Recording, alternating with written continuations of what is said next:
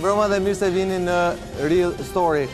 Sezoni politik është drejt fundit, ka pasur shumë tema për cilat është folur shumë edhe në këtë emision dhe në ekranin tonë këtu në Vizion Plus. Por ka një temë për cilën asnjëherë nuk është folur konkretisht, megjithëse puna tashmë ka filluar. Zakonisht puna për reformën zgjedhore fillon vonë, jo rrallë kemi përfunduar në zgjedhje edhe pa reformën zgjedhore fare. Mos harrojmë vitin 2013 kur në një situatë të pa precedent, do thoja, ne u futëm edhe me një KQZ të përgjysmuar, pra në rastin më të mirë, pra palët u futën zgjedhjet e pa arbitër. Por pas vitit 2017, pretendimi kryesor i opozitës, që nuk është i ri, në fakt është i vjetër, çdo opozitë ka patur këtë, është ai për manipulimin e zgjedhjeve dhe blerjen e saj. Çështja më mund të jetë kaq serioze sa të përfundojë dhe në agjendën europiane në samitin e Brukselit, në fund të Qershorit, ku reforma zgjedhore, së bashku me temi luftën kundër krimit dhe ndëshkimit të peshëve të mëdhenj pra të korrupsionit, mund të jetë një nga pikat që s'paku shqetëson disa prej vendeve që kanë skepticizëm për hapjen apo jo negociatave për Shqipërinë, siç është edhe Gjermania. Po çfarë është bërë deri tani për reformën zgjedhore, cilat janë problemet e evidentuara, ku bien palët dakord dhe a do gjejnë zgjidhje dhe apo kompromis në rastin më të mirë për çështje të tilla siç është numërimi, votimi elektronik, vota e emigrantëve, shitblerja e votës dhe çështje të tjera si këto. Për këtë kam ftuar sot në një panel gjerë, nis nga Oerd Bylykbashi, bashkëkryetari i Komisionit të Reformës zgjedhore. Mirëmbrëma zoti Bylykbashi, faleminderit që jeni me mua sot. Bashkë me të në një krah kësaj radhe kam zonjën Klotilda Ferhati, antare e Komisionit të Reformës zgjedhore, deputete e Partisë Socialiste. Mirëmbrëma zonja Ferhati, faleminderit që jeni me mua sot. Përballë tyre e nis nga Çlirim Gjata, sot me cilësinë e ish kryetarit KQZ-s dhe një nga njohësit më të mirë situatave elektorale në Shqipëri. Mirëmbrëma Gjata, faleminderit që jemi me mua sot, së bashku me pollsterin ton Zaloshnja dhe opinionistin e mërzitur Gjatas, Agron Gjekmarkaj. Po pse ma ke gjitë në ofk? Po mërzitur s'ka ne gjë. Falenderoj që jemi me mua Gjekmarkaj sot. Po ndërkohë punimet e komisionit kanë nisur. Le ndjekim një material përgatitur nga gazetarët tanë mbi ecurinë e tij.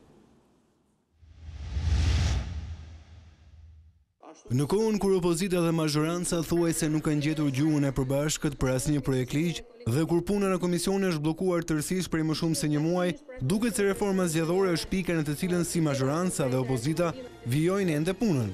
Madje edhe duke gjetur konsensus për disa çështje. Puna ka vijuar normalisht gjatë gjithë këtyre muajve, ku janë dëgjuar ekspertët vendas dhe të huaj të cilët kanë adresuar një sër çështjesh duke nisur që nga votimi elektronik, i cili kërkohet me këmbgulje nga ana e opozitës, e cila synon që në zgjedhjet lokale identifikimi biometrik, votimi dhe numërimi elektronik të aplikohet nëpërmjet një projekti pilot, në mënyrë që pastaj në zgjedhjet e ardhshme parlamentare teknologjia të shtrihet në të gjithë procesin zgjedhor. Por në emër të Komisionit të Venecias, eksperti Tarvi Martens listoi rreziqe dhe përfitime që sjell futja e teknologjisë në zgjedhje. Teknologjitë e reja të votimit nuk ndihmojnë drejt për së drejti në lidhje me blerjen e votës, pasi pjesa më e madhe e saj ndodh në procesin jashtë zgjedhor.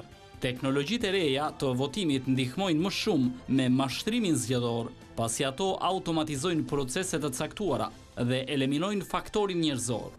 Eksperti OSBE Oerd Steven Martin theksoi se i takon Shqipërisë të vendosë për mënyrën se si do të organizojë zgjedhjet dhe Oerd nuk është as pro dhe as kundër përdorimit të teknologjisë.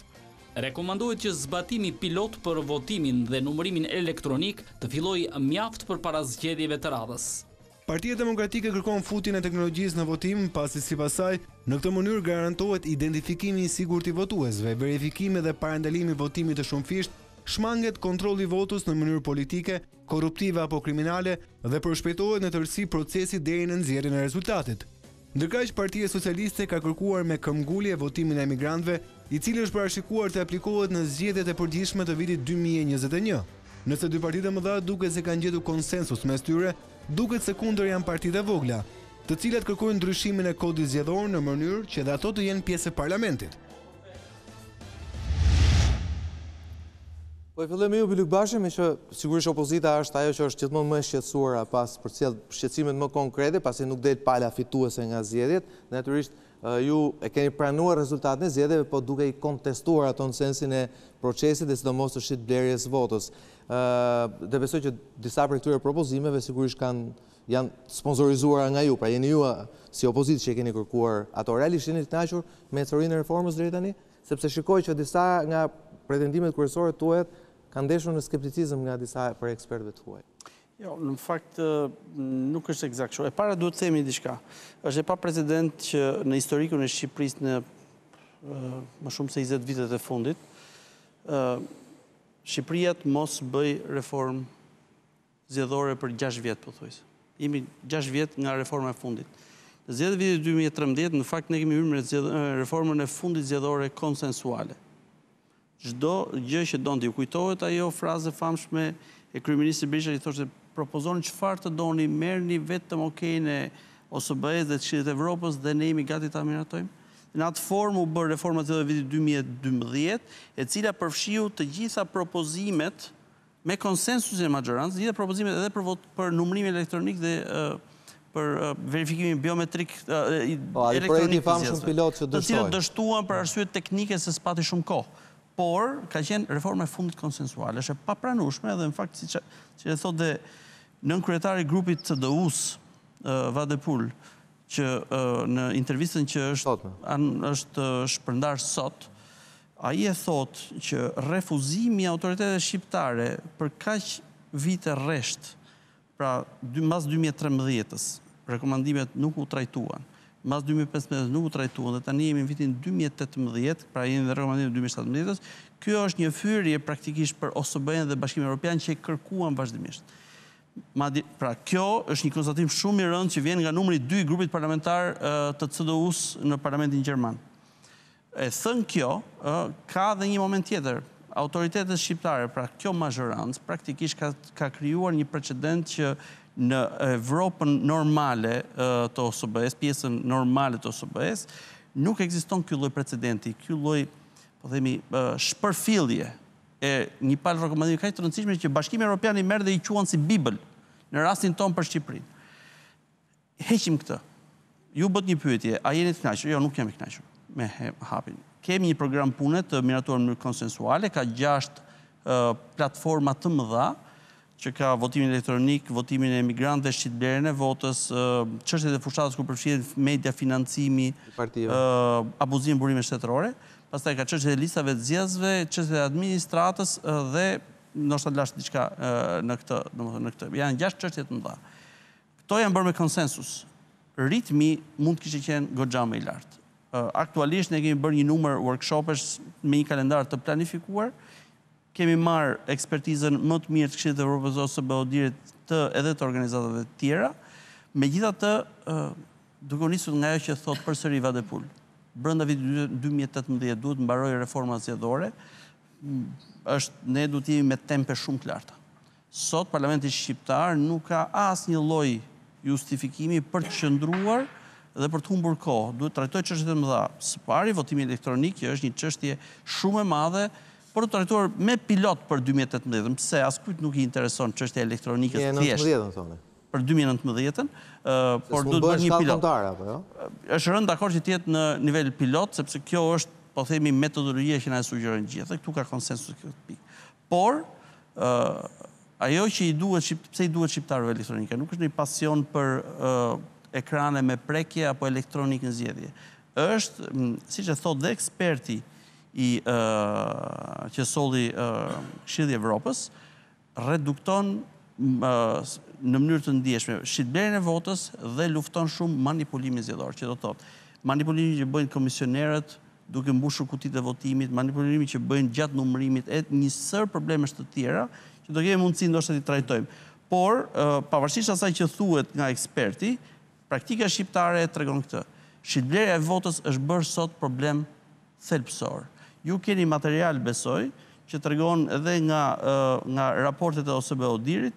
Ne kemi nga viti 2015, kur shitblerja e votës ishte rekomandimi numër 14. Po kemi një grafik, mos gaboj? Jo, grafikun është materialet nga raportet e OSBE-dirit. Po, raportet nga 2015-2017. Në 2015-ën, shitblerja e votës ishte rekomandimi numër 14. Numër 14, dhe abuzimi me burime shtetërore dhe presioni mbi zgjedhës rekomandimi numër 13.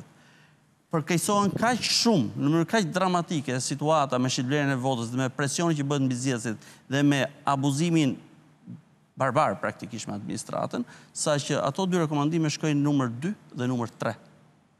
Pra, edhe janë rekomandimet prioritare të OSBE-s për Shqipërinë. Të gjithë grupet parlamentare të vendeve që do të vendosin për integrimin evropian i kanë ato raporte në dorë. Një vend ku problemi kryesor është shitblerja e votës, ku me sondazh del 20% janë, në sondazh i financuar nga Bashkimi Evropian, 20% e zgjedhësve janë prekur nga shitblerja e votës, ndërsa Konrad Adenauer e jep në nivelin 30% këtë.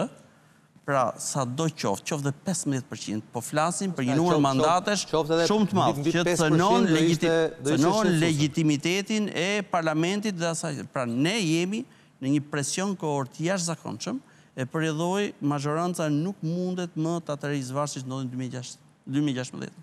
Po, zëra Ferhati pashë tundet kokën në mënyrë mohuese në fakt. Kur puna tek përqindjet e Në fakt, jam dakord me shumë çështje që u diskutuan, ashtu siç dhe jam kundër. Shitblerja e votës duket se është problemi kryesor apo jo? Është një nga problemet kryesore. I pari, pra ka një prioritet kjo reformë, pra cili është? Në rast të parë më lejoni të them diçka. Fakti i çështjes së reformës zgjedhore ka të bëjë me një qëllim që duhet ta kenë gjithë aktorët politikë që janë përfshirë në këtë reformë. Ne nga gjitha raportet e ndërkombëtarëve për zgjedhjet, na është vënë duke fakti që publiku duhet ketë besim tek procesi zgjedhor. Pra ne duhet rrisim pikërisht atë besim të qytetarëve në proceset tona elektorale dhe na takon ne që ta bëjmë këtë gjë, duke dhënë shembullin e parë të bashkëpunimit me njëri tjetrin për ato çështje që edhe citohen në raportet e OSBE-Odirit, por edhe në progres raportin e Bashkimit Evropian. Shitblerja e votës është problem, patjetër që është problem.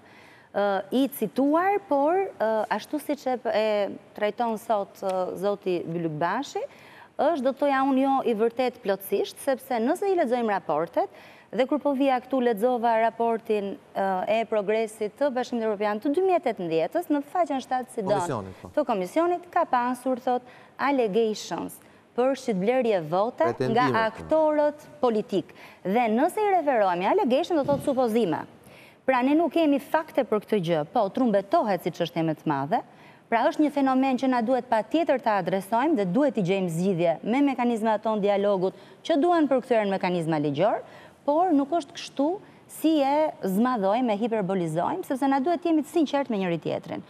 Po ti referohemi edhe raportit të OSBE-Odirit të zgjedhjeve të kaluara, por edhe raportit të vëzhgimit të zgjedhjeve në Shqipëri të Këshillit të Evropës, të Asamblesë Parlamentare, gjithçka që referohet atje ka të bëjë me supozime, ka të bëjë me fakte që liderët politik akuzojnë njëri tjetrin për këtë gjë, por nuk kam situata konkrete. Madje në raportin e fundit OSBE-Odirit, një rast që ilustron raporti, dhe këtë e kemi thënë disa herë, është një rast i cili i takon një partie opozitare që ka tentuar të përdori fenomenin e shitblerjes së votës. Pra, është një problem, patjetër. Puna është jemi të sinqert me këmbë tokë, sepse duke qenë ne së bashku pjesë e zgjidhjes, na duhet që të bashkëpunojmë, të nxjerrim atje ku janë problemet që dhe të përpiqemi të shërojmë. Kemi një fat madh që ndërkombëtarët, qoftë OSBE-Odir, qoftë Këshilli i Evropës dhe ekspertë tjerë, janë tashmë pjesë e Komisionit të Reformës Zgjedhore, i cili ka një bazë të gjerë politike, pra nuk përbëhet vetëm nga Partia Demokratike dhe Partia Socialiste, janë dhe përfaqësues të subjekteve të tjera zgjedhore dhe është tashmë vërtet momenti, po jam dakord me zotin Bylykbashi, të ecim më shpejt të kapim afatet në mënyrë që... Pak shumë nuk keni keq me kohën në rast se i mbani këto ritme, se s'ka qenë një kaq përpara. Në mos gaboj, le të më korrigjoj zoti Bylykbashi, ne kemi ecur goxha me planin e punës miratuar së bashku që në kryet herës kur miratuam një plan pune. Ndërkombëtarët kanë qenë vërtet një ndihmë shumë e madhe për të na mësuar çështje të ndryshme dhe për të na dhënë eksperiencat dhe këtu me që kapëm çështjen e numërimit apo përdorimit të teknologjisë në proceset zgjedhore, ajo që mua më bën përshtypje nga gjithë ndërkombëtarët dhe që është një gjë e re që e kemi mësuar, se askush nga ne nuk është ekspert, ne duhet të jemi edhe humble edhe me këmbë tokë që të marrim nga eksperiencat e tjerëve, është që teknologjia nuk e rrit besimin e qytetarëve, apo nuk e forcon integritetin e proceseve elektorale. Pikërisht teknologjia mund t'i shërbej aktorëve politik në gjithë punën e tyre të përbashkët për të ndikuar në rritjen e besimit të publikut tek sistemi elektoral, por nuk është ai elementi thelbësor.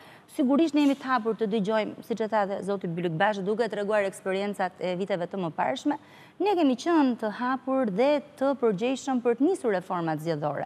Nuk mund të vihet faj mazhorancës se nuk është bërë një reformë zgjedhore, ju kujtoj që reforma zgjedhore para zgjedhjeve të vitit 2017, me muaj të tërë, ndoshta edhe me vite, u bllokua nga mos pjesëmarrja e aktorëve politik përfshirë e Partisë Demokratike në komision. Po këto janë çështje cilat na duhet t'i gjykojmë. Na duhet t'i gjykojmë, po edhe unë mbaj mend që nuk mblidheshit dhe ishte pagje në komisione.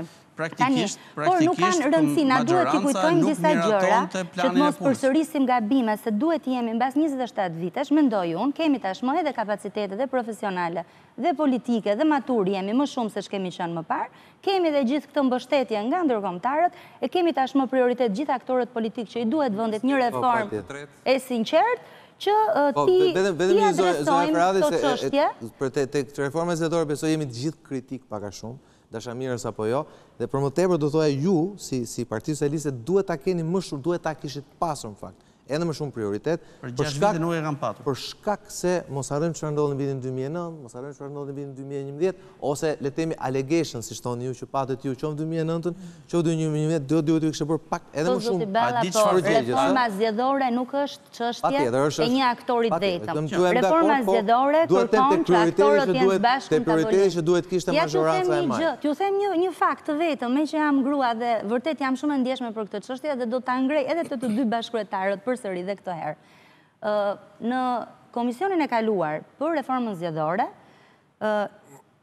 deputetja Olta Gjatshka, kryetare e Forumit Gruas Partisë Socialiste, paraqiti në emër gjitha agrave të Partisë Socialiste deputete, po dhe atyre tjerave, e mbështetur dhe nga Lëvizja Socialiste për Integrim, që kuota zgjedhore të jetë 50% apo të ketë një mekanizëm më forcues për pjesëmarrjen e grave në politikë.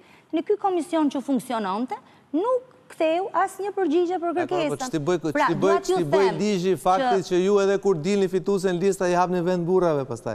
Këto rastet sporadike janë shumë të gabuara dhe ne kemi kundërshtuar, po është për t'ja u thënë si mesazh. Po patjetër jemi dakord. Faktin që pra ka disa gjëra që nuk mund t'i faturohen një aktorit vetëm. Prandaj them, dhe ndoshta mund duket klishe kjo që them, por çështja e reformës zgjedhore është një reformë që i takon të gjithë aktorëve politik.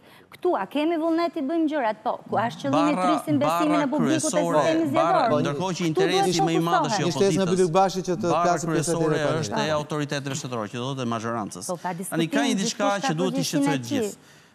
Intervista e Vadepul që është numri 2 i grupit parlamentar të CSU-s në Bundestagun gjerman, duhet ta shqetësojë. Me sa duket, reforma zgjedhore po vjen përsëri si një kusht dhe i kusht prioritar, që do të thotë, po rikthehemi tek kriteret e Kopenhagenit, që në fakt nuk ishin më, pra praktikisht çështja e zgjedhjeve, kishte dal nga ato 5 prioritet, nuk ishte më pjesë e prioriteteve, mbas 2013-s.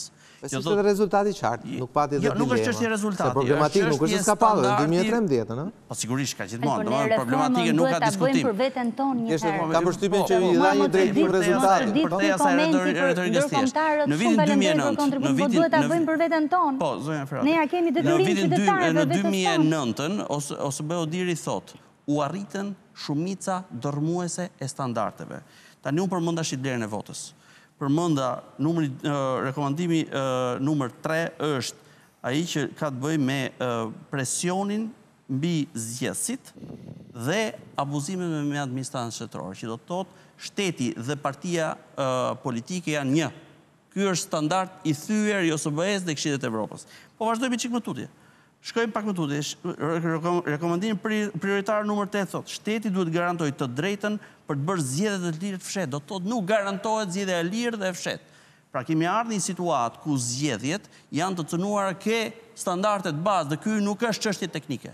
Nuk është as çështje kalendari pune e komisionit, është sjellje politike e pastër e shtetit. Dhe përsa i përket më pas të themi që ta marrim të punën e shitblerjes votës si diçka të thjeshtë, nëse rekomandimi prioritar në substancë numër 1 i OSBE-s, që për Bashkimin Evropian është Bibla, ai raport që nxjerr OSBE-u deri është Bibla për zgjedhjet, jo në Shqipëri, por në të gjithë vendet e Ballkanit Perëndimor edhe më tutje, e vendos problem të madh. Nëse është e mundur, po doni të diskutojmë më pas, është një grafik shumë tregues. Po ja, vetëm i se Bylykbashi se sa është grafik interesant për të ngjalli debat, po do doja fillimisht të jepja fjalën Gjatës. Gjata nga shikon nga diskutimet e dy palëve, dy aktorëve kryesor, temi, që kanë qenë gjithmonë aktor kryesor në reformën. A jemi në rrugën e dur, apo prap po sillemi prap rreth një ditë kunj? Varet në interesa politike e momenti, sa interes dhe normal i para është majoranca, kemi thënë qeveria është problemi. Tani, ka një gjë, që ose do ta shikojmë nga këndvështrimi politik, do ta ngushtoja shumë thjesht në një pyetje ose në një çështje fare shumë konkrete. Sa më ngush aq më mirë, në fakt. Po, drejt për drejt.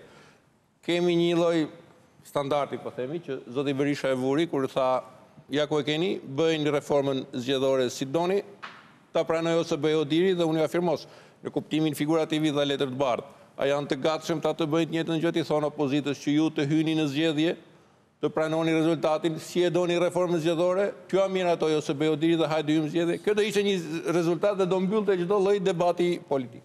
Tani të kalojmë pak për te asaj. Ti përgjigjet sajt pyetjes apo ta lëmë Jo, nuk e kisha unë. Nuk pyetje, ju lutem. Kur bëj pyetje Umarle, unë ngrita si çështje. A do të ishte?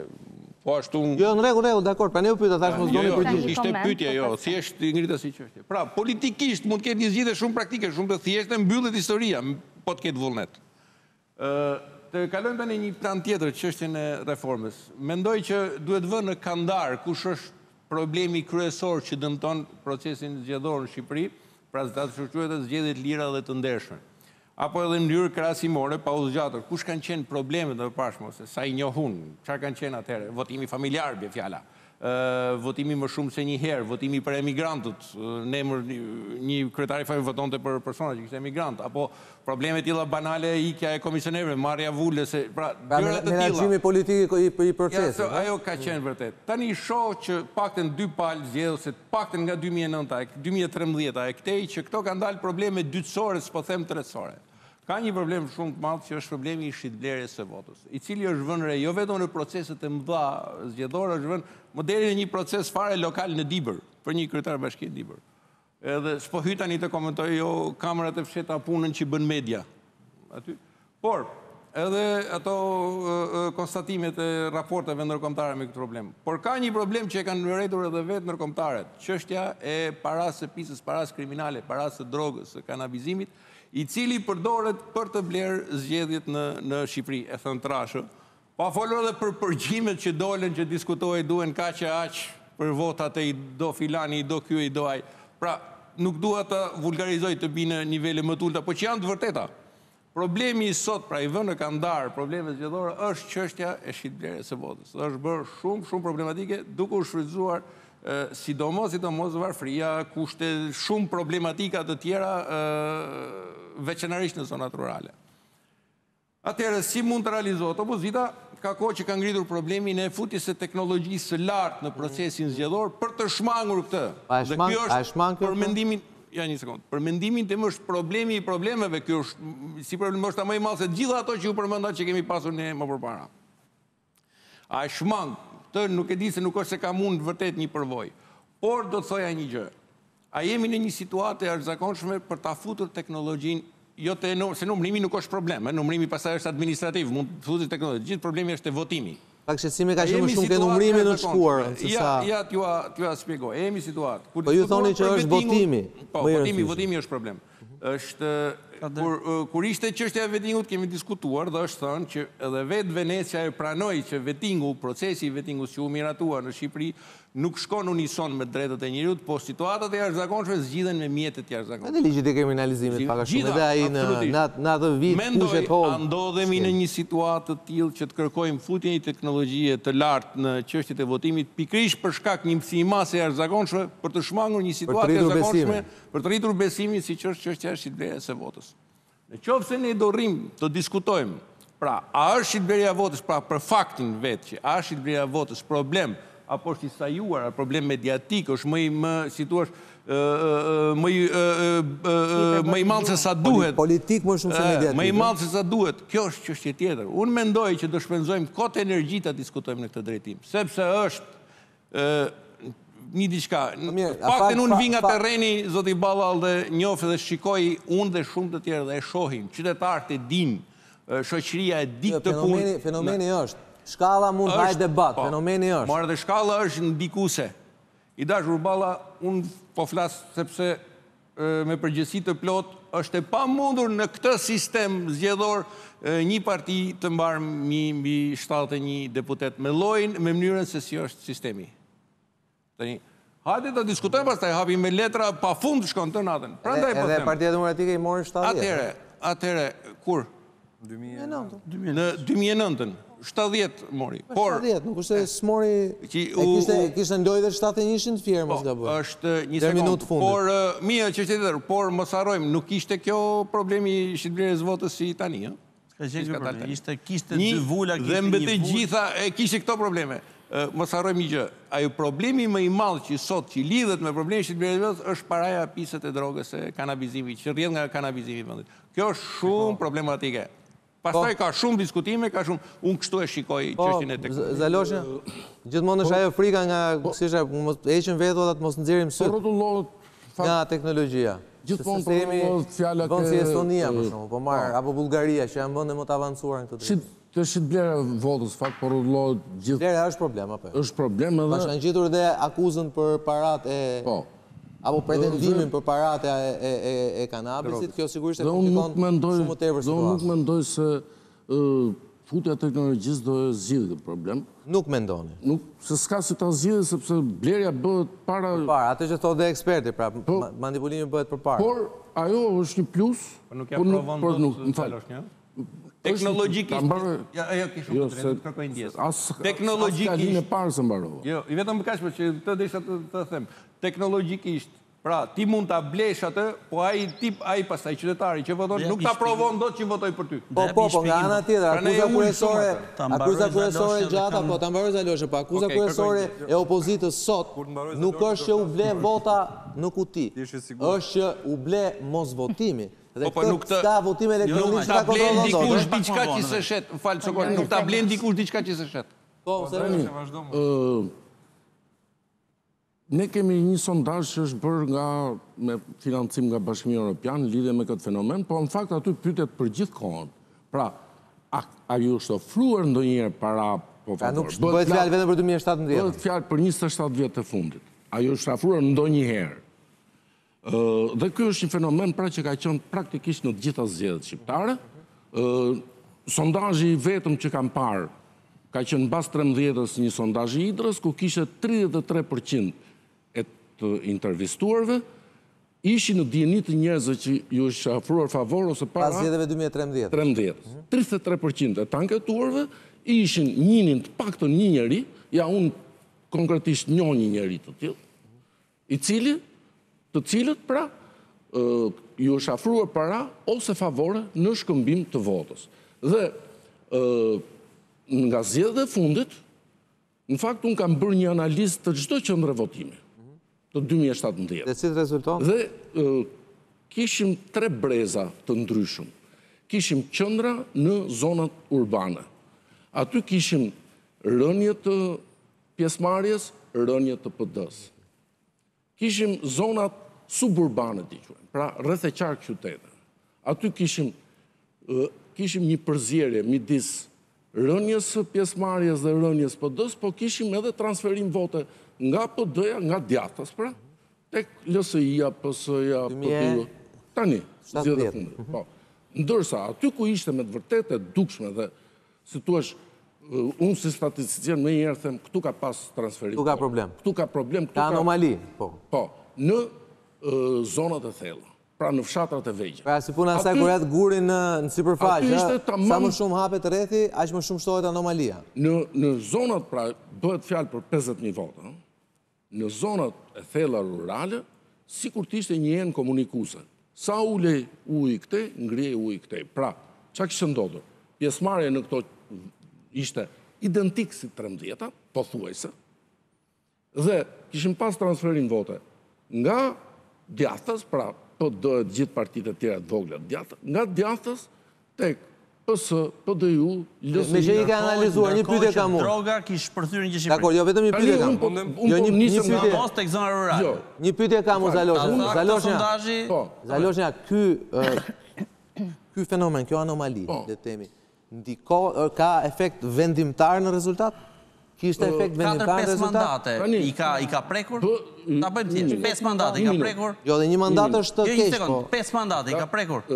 Tani, kjo është pra Ky është thelbi i diskutimit. Kjo është analizë makro. Pra, bëhet denutive, ndikon rezultatin, atëherë i ka sistemi demokratik pastaj. Ndërsa, në qoftë se PD-ja problemin më të madh pra e pati përveç këtyre se Po përgjigje pyetjes time. Pra, bëhet fjalë për një efekt të ndjeshëm, ndikus, në qoftë se 20% e votës teorikisht prodhon 28 mandate. E ulim efekti i sistemit do të thoshte 20 mandate. Pyetja ime është shumë e thjeshtë. 5 mandate i ka prekur 5 mandate. Sokolin pyeti mua Po i ka prekur 5 mandate. Po një shtoj se pyetjes time është i ka prekur 5 mandate. Problemi i këtyre 50.000 votave nuk është se kanë qenë të përqendruara në një 50.000 vota janë 5 mandateve. Po duhet të kesh me 20. Marrë tani se duhet të kemi çik respekt. Unë s'kam ndërprer asnjëri. Po jo, po nuk mundet të konkluzionin. Kemi bërë ne sondazh për thënë që në fakt e ka PD-ja se ka PS-ja. M'fal. Se këtë the. Po që se do më lësh të flas, Leon të flasësh, po thuaj gjërat siç janë. Siç do ti. Jo më jo, 5 mandate tash i ka prekur. Jo, nuk i ka. Me që sondazh. Nuk je, ka bërë 10. Nuk i ka prekur. Ka bërë 100, do 100, ti jap 100. Ajo që po të them është këtu. Unë nuk kam bërë sondazh. Unë thjesht kam marrë gjithë rezultatet të shpallura zyrtarisht nga KQZ-ja për çdo qendër votimi. Po, gjithsej ke gjetur fenomenin. Fenomeni është duke dalë, sa më shumë duke u futur në zonat rurale, aq më shumë kemi transferim drejt për drejt vote.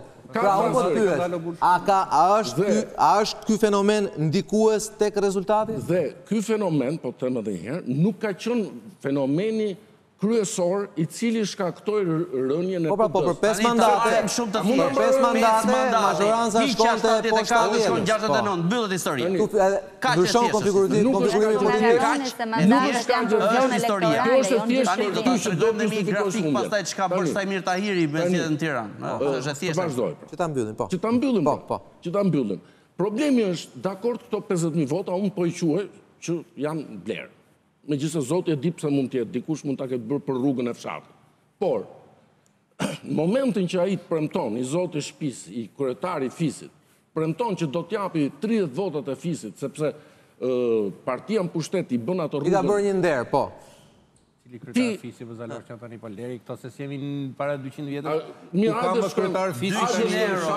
Gjithçka me para shkoi vota 200 euro për kryetari i fisit të madh 5.000 euro, m'fal. Jo më ta bëj thjesht. Si do ta pengosh me teknologji? Një sekond. 200 euro jo për vot.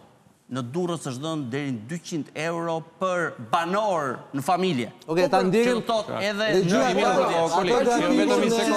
grafikun që ka sjell Partia Demokratike për Durrësin, flasim konkretisht. Në fakt, kryesor, ai është Durrësi është indikativ. Atëherë flasim pak për këtë, me që mund ta lirim pjesën e dytë, me që debati u ndez. Atëherë ju na keni dhënë një grafik. Bylykbashi nëse na shpjegoni çfarë. Të dhënat e këtij grafiku, po. Tani sigurisht është ky është një grafik i thjeshtë. Të dhënat e këtij grafiku janë të dhënat që janë të marra nga buletinet e Komisionit Qendror Zgjedhjeve, nga viti 2007 deri në vitin 2017. 10 vite. Janë votat e Partisë Socialiste në Durrës dhe në Tiranë. Tani në fakt synimi është për Tiranën, jo për Durrësin. Po të shihni Durrësin, gjatë gjithë kësaj periudhe, trendi ka një trend relativisht normal. Dhe duket ngritja më e fortë në fund, sepse Durrësi nuk mund bënte përjashtim për më tepër që kryetari i Bashkisë Durrësit është ai që ka modeluar bashkë me enturazhin e tij, ka modeluar mënyrën se si blehen dhe se si kontrollohet vota qendër për qendër votimi, e aplikuar me një saktësi maksimale ndibër dhe më pas viti 2017. Tani shihni këtë këtu. Ky është grafiku, ai sipër është grafiku për Tiranën. Në fakt ka një shfazim të vogël, ato majat i korespondojnë viteve, pra shihni vitin 2013, Partia Socialiste në Tiranë ka një kapërcim që ka një ngritje me rreth 60.000 vota. Shkon sipër më njëherë.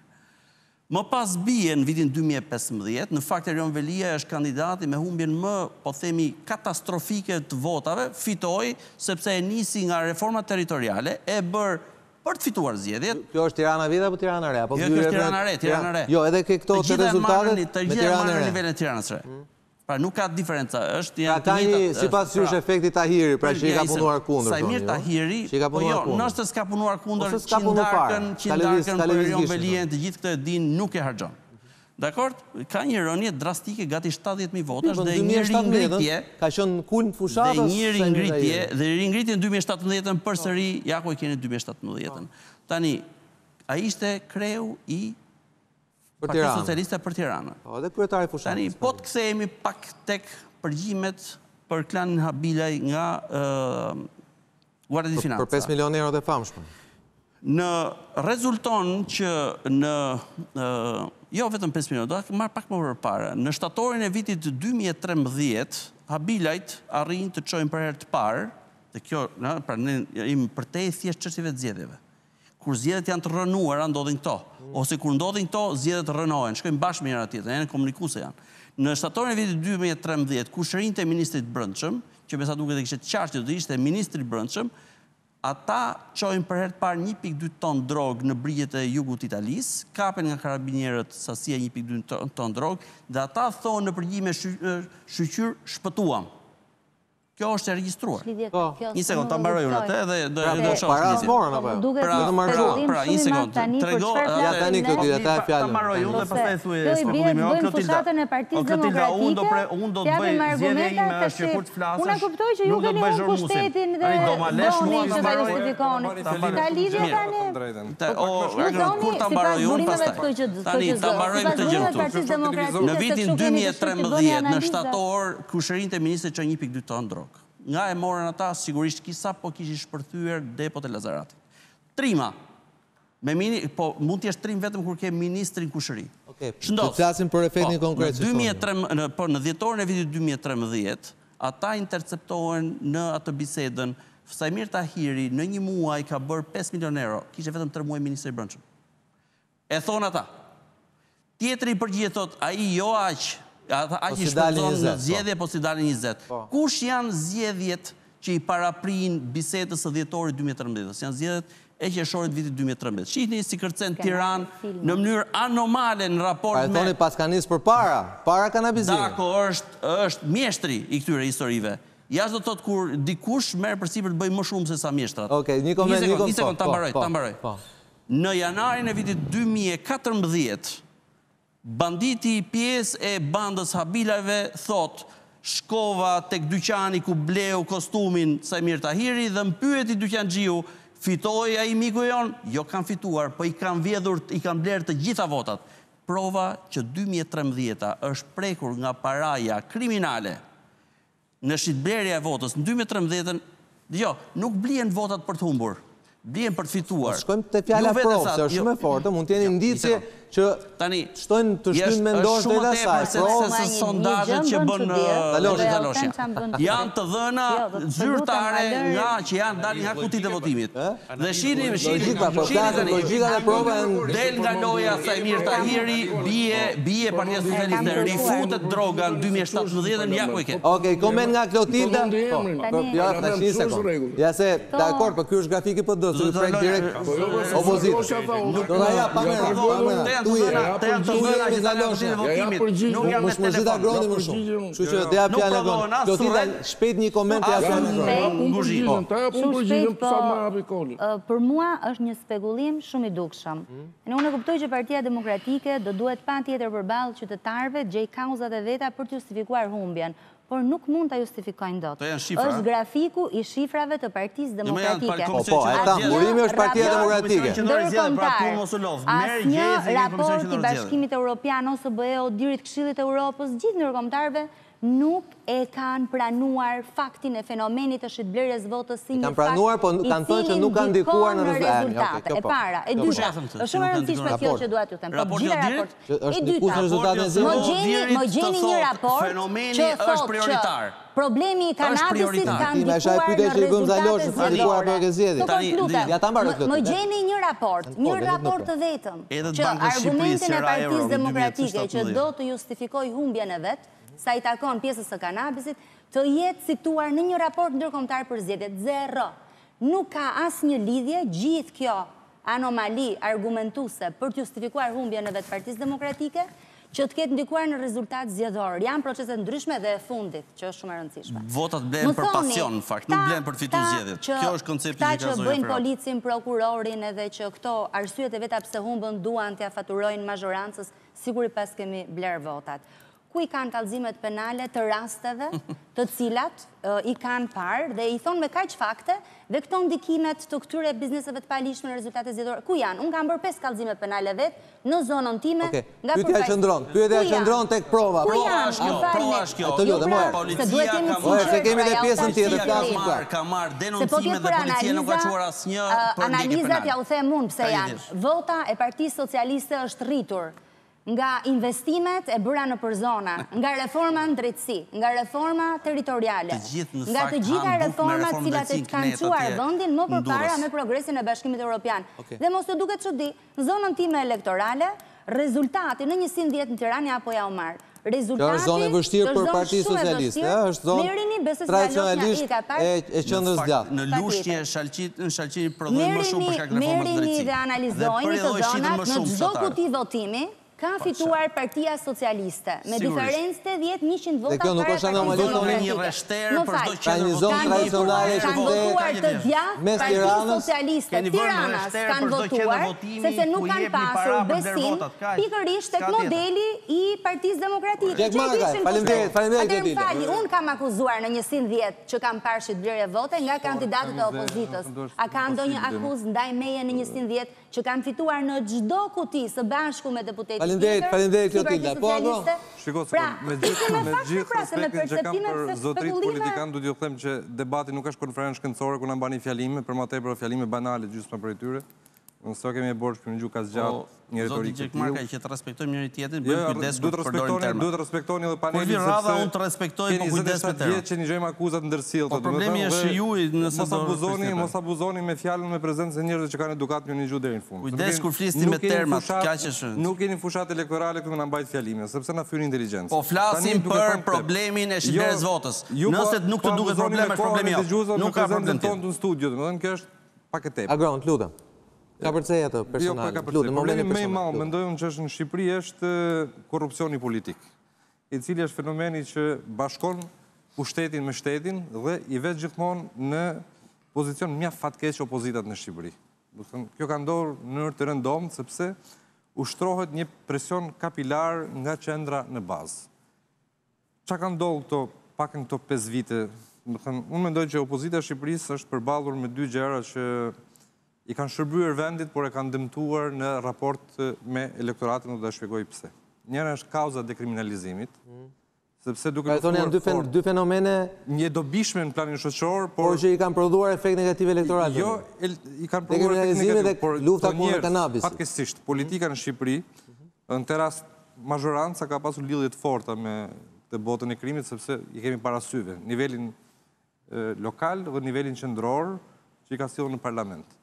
Kuptohet opozita duke i goditur në një farë mënyrë këta njerëz ja kanë shpërblyer në terren me lidhjet e forta kriminale që kanë e para. E dyta është përballur me kanabisin, i cili është fenomen vërtet nuk është në raporte, por ka qenë në sytë tonë, sepse Shqipëria është bërë një republikë kanabisit për Por ka pasur efekt ekonomik, thoni. Ka pas efekt ekonomik. Dhe kush e ka luftuar? Patjetër sepse kjo ka qenë nën mecenatin në shtetit dhe Ministrisë Brendshme në Shqipëri.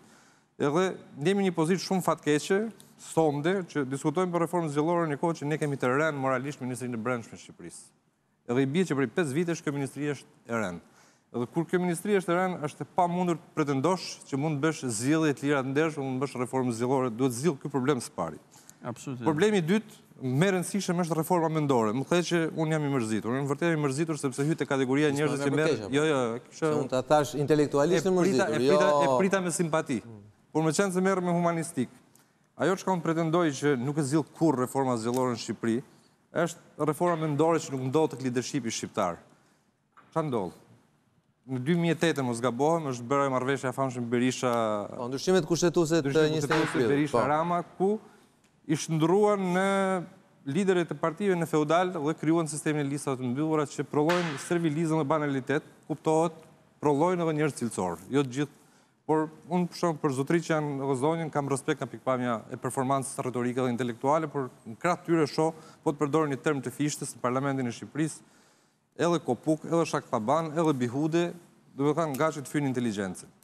Si mund zgjidhet kjo? Kjo mund zgjidhet vetëm me sistemin e listave të hapura, që ky do të ishte një efekt real pozitiv i reformës zgjedhore në Shqipëri, ku njerëzit të hyrë brenda një listë dhe të garojnë dhe të marrin ato vota që realisht kanë tek elektorati, jo thjesht nga hierarkia që kanë në listën partijake. Okej, ndoshta duhet shkojë publicitet, ndoshta mirë fokusohemi pak pjesën e dytë pikërisht. Partitë politike tentojnë ta nxjerrin problemin nga vetja, numërim elektronik, votim elektronik, pash menaxhimi politik i zgjedhjeve, pjesë kryesore e problemit. Po, gjë më të rëndësishme. Domethënë ne mund të bëjmë një reformë zgjedhore e cila do të mbetet vetëm letër nëse ne na mbeten ministrat brendshëm si Sajmir Tahiri, Fatmir Xhafa. Pikë, mbyllet historia. Publicitet e rikthehemi, flasim për faktorin njerëzor dhe politikën zgjedhje. Rikthehemi pas pak.